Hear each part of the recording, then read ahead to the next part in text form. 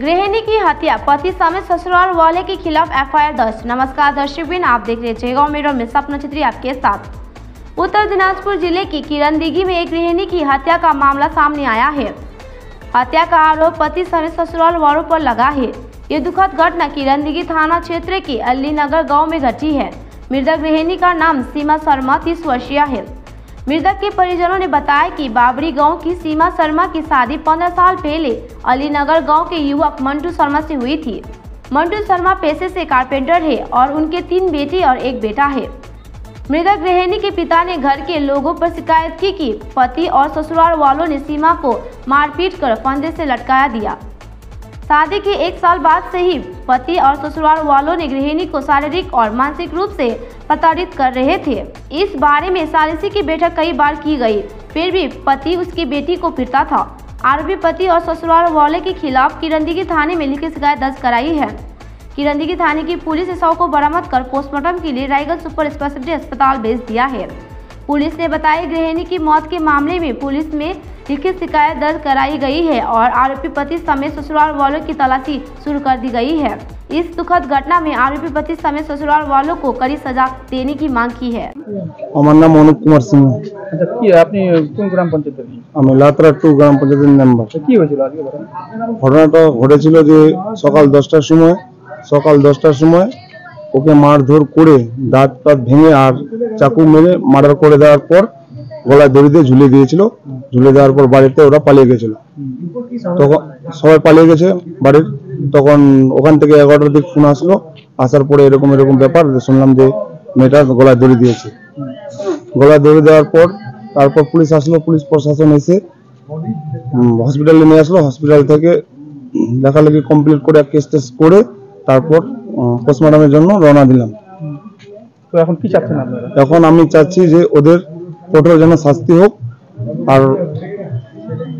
আর ছেলে মেয়েগুলোর যেন ভরণ পোষণটা দেওয়া হোক। তো মানে এই যে লিখিত অভিযোগ করেছেন তখন থানায় করলো? হ্যাঁ, থানায় লিখিত অভিযোগ করা হলো। কি বলছে পুলিশ? পুলিশ বলল যে ওদের শাস্তি অবশ্যই পাবে। মেয়েটার নাম কি? মেয়েটার নাম সীমা শর্মা। আর ওনার হাজবেন্ডের নাম? ওনার হাজবেন্ডের নাম মন্টু শর্মা। বাড়ি কোথায়? বাড়ি মন্টু, ওর হাজবেন্ডের বাড়ি হলো আলিয়ানগর আর মেয়েটার বাড়ি হলো ভেবরি। তাহলে আপনি কি ওখানকার মেম্বার? আমি ওখানকার মেম্বার।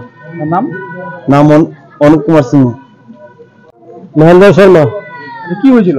আমার মেয়ে হয়েছিল কি বিয়ে দিয়েছি আমি অনেকদিন ধরে, 15 বছর হয়ে গেল। তো বিয়ে দেওয়ার পরে আমি শান্তি পাইনি। আমার জামাই সাথে জ্বালা করতে অনেক জ্বালা হয়ে গেল। যেদিন থেকে মেয়ের বিয়ে দিয়েছি ওই দিন থেকে আমার শান্তি হয় নাই।